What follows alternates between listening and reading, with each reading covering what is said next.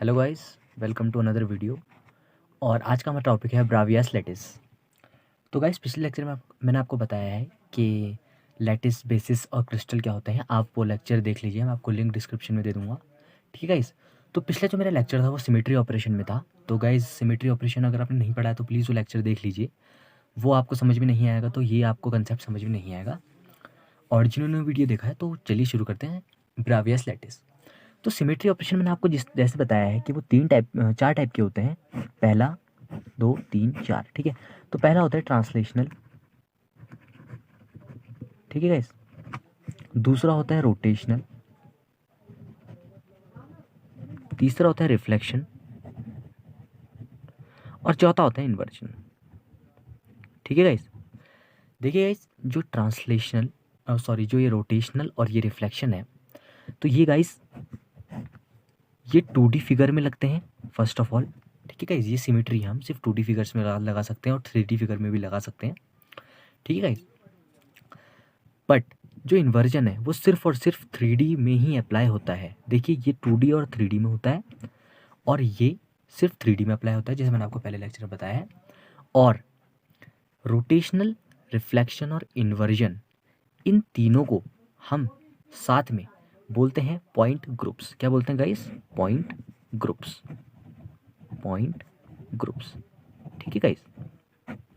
ठीक है गाइस। तो अब मैं आपको क्या पढ़ाने वाला हूँ आज? ब्रावियस लैटिस। ठीक है गाइस। तो ब्रावियस लैटिस क्या होता है?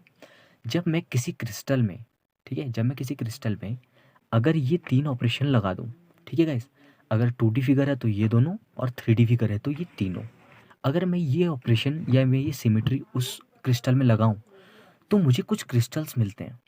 उन क्रिस्टल या उस लैटिस को हम लोग ब्रावियस लैटिस बोलते हैं गाइस। ठीक है। अब हम देखेंगे ब्रावियस लैटिस इन 2D। ठीक है गाइस, ब्रावियस लैटिस इन 2D। तो बात 2D की हो रही है तो ऑब्वियसली प्लस जो सिमेट्री हैं ये कब लगेंगी, कौन कौन सी लगेंगी? रोटेशन और रिफ्लेक्शन। ठीक है गाइस, ये दो मेरे पास लगेंगी। तो जब भी मैं कोई लैटिस में अगर ये दो ऑपरेशन लगाता हूँ तो मुझे एक क्रिस्टल स्ट्रक्चर मिलता है। ठीक है, चार क्रिस्टल स्ट्रक्चर मुझे मिलते हैं जब ये ऑपरेशन में लगाता हूँ किसी क्रिस्टल में। तो और ब्रावियस लैटिस कितने मिलते हैं? 5। तो गाइस, क्रिस्टल स्ट्रक्चर कौन कौन से होते हैं? चार। एक होता है ऑब्लिक, रेक्टेंगल, स्क्वायर और हेक्सागोनल। बेसिकली गाइस, ये जो आपको चार हैं, ये चार हमारे पास क्रिस्टल स्ट्रक्चर हैं। ठीक है। कैसे मिले? रोटेशन और रिफ्लेक्शन सिमेट्री लगाया तो मुझे ये चार स्ट्रक्चर मिलते हैं। ठीक है गाइस। अभी समझते हैं ब्रावियस लैटिस 5 कैसे हो जाते हैं, चार जब ये हैं तो। ठीक है। तो पहला हमारे पास है ऑब्लिक। ठीक है गाइस, अब आप इसको समझना। देखिए, ये मेरे चार लैटिस पॉइंट्स हैं। यहाँ पे मेरा ये एक वेक्टर है, ट्रांसलेशन वेक्टर ए, और ये है ट्रांसलेशन वेक्टर बी। इनके बीच का एंगल मैं बोल रहा हूँ गामा है। ठीक है गाइस। तो ये क्रिस्टल स्ट्रक्चर है, ये मुझे कैसे मिला? रोटेशन और रिफ्लेक्शन लगा के मिला। ठीक है गाइस। अब इसका नाम होता है ऑब्लिक। अब ये जो दो वेक्टर हैं ए और बी, ये इस केस में इक्वल नहीं होते हैं गाइस। ठीक है। और ये जो गामा एंगल है, ये गामा एंगल 90 डिग्री के इक्वल नहीं होता, या तो ये छोटा होगा या फिर ये बड़ा होगा गाइस। ठीक है। तो ये पहला क्रिस्टल स्ट्रक्चर है। अब दूसरा देखते हैं हम लोग, रेक्टेंगल। तो ठीक है गाइस, अब हम देखेंगे रेक्टेंगल। ठीक है गाइस। अब देखना, ये वही मेरे चार लैटिस पॉइंट्स हैं। ठीक है, ये ट्रांसलेशन वेक्टर है, ये इनके बीच का एंगल है गामा। अब ये है, इनके बीच में भी जो इनकी डिस्टेंसेस होती हैं इक्वल नहीं होती हैं। ये दो वेक्टर्स हैं, ये इक्वल नहीं होंगे इस केस में। और जो ये एंगल होगा गाइस, ये 90 डिग्री होगा इस केस में। ठीक है गाइस। और इसको हम बोलते हैं रेक्टेंगुलर प्रीमिटिव क्रिस्टल या लैटिस। अब प्रीमिटिव क्यों बोल रहे हैं? देखिए, इसका जो शेप है रेक्टेंगुलर है। दूसरा है प्रीमिटिव क्यों बोल रहे हैं इसको? मैंने आपको पहले बताया है कि प्रीमिटिव यूनिट सेल क्या होता है। उसमें देखेंगे, उसमें जो कॉर्नर्स में अगर हमारे पास लैटिस हो, कॉर्नर्स में अगर हमारे पास लैटिस हो सिर्फ, तो उसे हम प्रीमिटिव यूनिट सेल बोलते हैं। यहाँ भी कॉर्नर्स में दिखाई दे रहे हैं हमको, इसलिए हम इसको प्रीमिटिव बोल लेंगे गाइस। ठीक है। अब इसको समझते हैं आगे। जो तीसरा हमारे पास इसी का ही रेक्टेंगल का तीसरा पार्ट जो आता है हमारे पास, वो होता है रेक्टेंगुलर सेंटर। तो सेम होता है गाइस, ये भी ए वेक्टर, ये भी बी वेक्टर। ठीक है। अब बट इसमें जो फ़र्क है, देखो सेम है दोनों, इसमें भी ए भी बराबर नहीं होंगे, इसमें भी नहीं होंगे इक्वल। एंगल यहाँ पे 90 डिग्री, यहाँ भी 90 डिग्री। सिर्फ फ़र्क क्या होगा, इसमें लैटिस पॉइंट्स सिर्फ कॉर्नर्स में थे, और इसमें जो लैटिस पॉइंट होंगे कॉर्नर्स में तो होंगे, प्लस सेंटर पे भी होंगे, इसलिए हम इसको रेक्टेंगुलर सेंटर बोलते हैं गाइस। ठीक है, ठीक है गाइस। अब हम बढ़ते हैं अगले क्रिस्टल की तरफ जो कि है स्क्वायर क्रिस्टल। ठीक है, स्क्वायर में आपको पता है कि स्क्वायर जैसा होगा नॉर्मली। अब स्क्वायर है तो ऑब्वियसली इसके ये जो वेक्टर्स होंगे इक्वल होंगे, तो हमें यहाँ इक्वल दिखाई दे रहे हैं। दूसरे इनके बीच का एंगल भी 90 डिग्री होगा, तो इस केस में इसको हम स्क्वायर क्रिस्टल बोलते हैं। ठीक है गाइस, ठीक है। तो अब हम बढ़ते हैं अगला हेक्सागोनल की तरफ। गाइस ये हेक्सागोनल है, ठीक है। इसमें भी सेम स्ट्रक्चर है, ऐसा कुछ प्रॉब्लम नहीं है। और यहाँ पे जो ये इनके बीच का जो ये एंगल होगा वो 120 डिग्री होगा गामा। और जो ये वेक्टर्स होंगे ए और बी, ये इस केस में इक्वल होंगे गाइस। ठीक है, ये आपको लर्न करना है, ये थ्योरेटिकल पार्ट है, ऐसा कुछ नहीं है इसमें। बट सिमेट्री आप समझना, जो ब्रावियस लैटिस है मेरे पास 2D, ये किस कैसे मिलता है हमको, जब अगर हम किसी क्रिस्टल में रोटेशन और रिफ्लेक्शन सिमेट्री लगा दें तो मुझे 4 क्रिस्टल मिलते हैं। ठीक है, 1 2 3 4, ये वो 4 क्रिस्टल हैं। और ब्रावियस लैटिस कैसे मिलते हैं, जब अगर हम इनके ये पॉइंट्स की इनके लैटिस पॉइंट्स के हिसाब से देखें तो पहला ये था, ठीक है ना, पहला ये था, और दूसरा ये है, तीसरा ये है, और चौथा ये है, और फिफ्थ ये है। तो ये 5 ब्रावियस लैटिस है मेरे पास। ठीक है गाइस, और अब हम बढ़ते हैं, मूव करते हैं ब्रावियस लैटिस इन 3D। तो ऑब्वियसली मैंने आपको पहले बताया है कि 2D के लिए हम लोग दूर सिमेट्री लगाते हैं, और जहाँ पे 3D आया है गाइस तो वहाँ पे इन्वर्जन इन्वॉल्व पक्का होगा।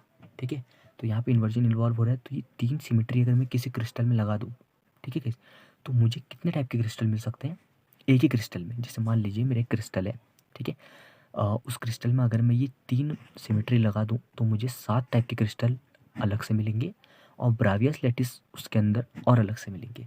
देखिए गाइस, ब्रावियस लैटिस और कुछ नहीं होता, सिर्फ यही होता है, जो ये आपके पास पॉइंट्स हैं, अगर वो कॉर्नर पे है तो वो प्रिमिटिव या सिंपल, सेंटर में है तो बॉडी सेंटर, और अगर 3D में आपको मैं भी समझाऊंगा आगे। ठीक है, तो आप इतना समझ लीजिए कि 7 क्रिस्टल हमारे पास 3D में ब्रावियस लैटिस में होते हैं, और 4 ब्रावियस लैटिस होते हैं, और 7 क्रिस्टल्स होते हैं। तो 7 क्रिस्टल कौन कौन से होते हैं, पहला है क्यूबिक, दूसरा है टेट्रागोनल, तीसरा है ऑर्थोरोम्बिक, चौथा है रोम्बोहेड्रल, पांचवा है हेक्सागोनल, छठा है मोनोक्लिनिक, और सातवां है ट्राइक्लिनिक। ठीक है गाइस, इनका मैंने पूरा जो डिटेल में डिस्क्रिप्शन में लिंक दिया है, वहाँ से आप इसके नोट्स डाउनलोड कर लेना। और पूरा मैंने लिखा है कि इनके बीच में भी कुछ एंगल्स होते हैं, मैं अभी आपको समझाता हूँ कि क्या होते हैं। तो मूव करते हैं, मैं ज़्यादा तो नहीं बनाऊँगा ये क्योंकि बहुत बड़ा हो जाएगा। मैं आपको सिर्फ क्यूबिक, जैसे मैंने यहाँ पे इस केस में मैंने ऑब्लिक लिया था, ऑब्लिक मैंने आपके लिए बनाया है। ठीक है, ऑब्लिक, और रेक्टेंगल के कितने ब्रावियस लैटिस आ रहे थे, 2 आ रहे थे। ठीक है गाइस, प्रिमिटिव और बॉडी सेंटर, ये रेक्टेंगुलर सेंटर। अब मैं आपके लिए क्यूबिक के लिए बनाता हूँ। ठीक है गाइस, क्यूबिक में आप समझना, आपको समझ में आएगा। तो मूव करते हैं क्यूबिक की तरफ। तो ठीक है गाइस, मैंने यहाँ पे एक क्यूबिक बनाया है। ठीक है, क्यूब है। ठीक है गाइस, अब क्यूबिक क्रिस्टल स्ट्रक्चर है। ठीक है, मैंने आपको बताया कितने क्रिस्टल स्ट्रक्चर होते हैं, 7, उनमें से एक है क्यूबिक, और उसके भी कितने पार्ट होते हैं, 3 पार्ट होते हैं। ठीक है गाइस, तो मेरे पास पहला पार्ट जो है, हम ये क्यूबिक आपको दिखाई दे रहा है इसमें। ठीक है गाइस, क्यूबिक आपको दिखाई दे रहा है, और क्यूबिक में हम समझते हैं कि क्या है। तो गाइस, जैसे वहाँ पे ए और बी 2 वेक्टर थे, यहाँ पे 3 वेक्टर इन्वॉल्व होते हैं, एक ए, एक बी, और एक सी। ठीक है गाइस, 3 वेक्टर इन्वॉल्व होते हैं। और इस केस में अगर हम देखें इन वेक्टर्स की वैल्यू क्या होती है, तो इस केस में इन वेक्टर्स की value A is equals to B is equals to C, तीनों वेक्टर्स इक्वल होते हैं गाइस। ठीक है, दूसरा, ए बी के बीच का एंगल को हम बोलते हैं अल्फा, ए सी के बीच के एंगल को हम बोलते हैं गामा, और बी सी के बीच के एंगल को हम बोलते हैं बीटा। तो वहाँ पे हमारे पास एंगल कभी 90 बन रहा था, कभी 90 से छोटा, कभी नॉट इक्वल। यहाँ पे क्या होता है, यहाँ पे सारे एंगल इक्वल होते हैं, alpha is equals to beta is equals to gamma, किसके इक्वल, 90 डिग्री के इक्वल। ठीक है, और ये तीनों, जो ये एक क्रिस्टल है और इसकी 3 ब्रावियस लैटिस है मेरे पास, तो तीनों के लिए सेम कंडीशन होगी। बट तीनों डिफरेंट क्यों है, आपका क्वेश्चन ये आ रहा हो, तीनों डिफरेंट क्यों है, अब समझते हैं। देखिए गाइस, अगर मेरे पास कॉर्नर्स में ही लैटिस पॉइंट्स अवेलेबल हैं, और आपको कहीं तो दिखाई नहीं दे रहे हैं लैटिस पॉइंट्स, तो इस केस में हम लैटिस पॉइंट को बोलेंगे यहाँ पे सिंपल, बिकॉज ये क्यूबिक है तो उसको क्यूबिक बोलेंगे, सिंपल क्यूबिक। ठीक है गाइस, दूसरी तरफ मूव करते हैं, ये वाला। अब इसमें क्या फ़र्क है, आपको पता है ए बी के एंगल अल्फ़ा, बी सी का एंगल बीटा, ए सी का एंगल गामा। फ़र्क देखिए आप, एक तो कॉर्नर्स में भी एटम्स लैटिस पॉइंट्स अवेलेबल्स हैं, बट इस बार सेंटर में भी एक है, बिल्कुल एक 3D की। मान लीजिए आपका एक रूम है 3D, उसके अंदर आपने बीचों बीच में एक बॉल रख दी है, तो वही ये बॉल है, एक एक्स्ट्रा आ रहा है हमारे पास, तो इसलिए इसको हम बोलेंगे यहाँ पे बॉडी सेंटर्ड क्यूबिक। बिकॉज ये क्यूबिक है तो क्यूबिक। बॉडी सेंटर क्यों बोल रहे हैं, क्योंकि बॉडी के सेंटर में हमारे पास एक पॉइंट है, या अगर क्रिस्टल होगा तो एटम है। ठीक है गाइस, इसके लिए भी सेम कंडीशन होंगी, A is equals to B is equals to C, दूसरा alpha is equals to beta is equals to gamma is equals to 90 degree. ठीक है, मूव करते हैं लास्ट वाला जो हमारे पास क्यूबिक मास बनता है। ठीक है, इसमें क्या फ़र्क है अब मैं आपको समझाऊंगा। इसको हम बोलते हैं face centred cubic. Face centred कैसे, देखो एक तो कोने पे ऑलरेडी एटम्स है कॉर्नर्स पे। फेस सेंटर मतलब आप इस फेस को देखिए, इस फेस में यहाँ पे एक एटम होना चाहिए, ये एक फेस है, यहाँ एक एटम होना चाहिए, ये एक फेस है, इसके नीचे यहाँ एक एटम होना चाहिए, ये एक फेस है, यहाँ एक एटम होना चाहिए, और एक पीछे जो इसका ये रह चुका है पीछे बैक, यहाँ भी एक एटम होना चाहिए। तो इसको हम फेस सेंटर्ड क्यूबिक बोलते हैं, क्यूबिक स्ट्रक्चर है। दूसरा गाइस, फेस में एटम्स या पॉइंट्स अवेलेबल्स हैं, इसलिए हम इसको फेस सेंटर्ड क्यूबिक बोलते हैं। तो क्या समझे आप लोग, ये समझे कि क्रिस्टल स्ट्रक्चर तो एक है, ठीक है, बट उसके due to presence of lattice points in different places in cubic के डिफरेंट प्लेसेस में डिफरेंट जगहों पे जब ये एटम्स अवेलेबल हैं, ये पॉइंट्स अवेलेबल हैं, जैसे बीच में अवेलेबल है तो बॉडी बोल रहे हैं, यहाँ अवेलेबल है तो उसको फेस सेंटर बोल रहे हैं। इसलिए हमारे पास 3 ब्रावियस लैटिस 3D में आए। ठीक है, ऐसे ही हमारे पास टेट्रागोनल के बहुत सारे होते हैं, ऑर्थोरोम्बिक के बहुत सारे होते हैं। तो ऐसी टोटल 7 क्रिस्टल्स हैं हमारे पास अवेलेबल, और 7 क्रिस्टल्स में ब्रावियस लैटिस अगर के पॉइंट्स वगैरह अवेलेबल कर दूँ मैं, तो 14 ब्रावियस लैटिस हमें मिलते हैं गाइस। ठीक है, तो ये हमारा बेसिक लेक्चर ख़त्म होता है यहाँ पे ब्रावियस लैटिस 2D और 3D में। इसके मैंने इसके नोट्स बनाए हैं, वो आप डिस्क्रिप्शन से डाउनलोड कर लेना। और दूसरी चीज़, अब जो मैं आपको टॉपिक पढ़ाने वाला हूँ, Miller indices, very important topic guys, और बहुत इंपॉर्टेंट है कॉम्पिटिटिव एग्ज़ाम प्लस यूनिवर्सिटी में भी पूछा जाता है एग्ज़ाम्स। तो गाइस आई होप आपको वीडियो पसंद आई होगी, और कोशिश करी है मैंने समझाने की आपको, बट सिमेट्री ऑपरेशन देखना, ठीक है गाइस, वो आप नहीं देखोगे तो समझ में नहीं आएगा।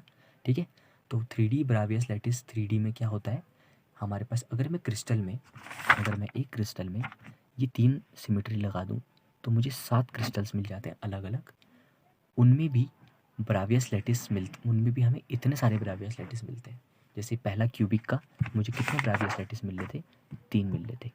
ठीक है गाइस, ब्रावियस लैटिस हम कब बोलते हैं, जब अगर ये एटम्स कॉर्नर में तो अवेलेबल हैं, ऑक्यूपाई स्पेस कर रहे हैं, बट ये और डिफरेंट प्लेसेस में भी ऑक्यूपाई स्पेस कर रहे हैं, तो हमें ब्रावियस लैटिस मिलते हैं गाइस।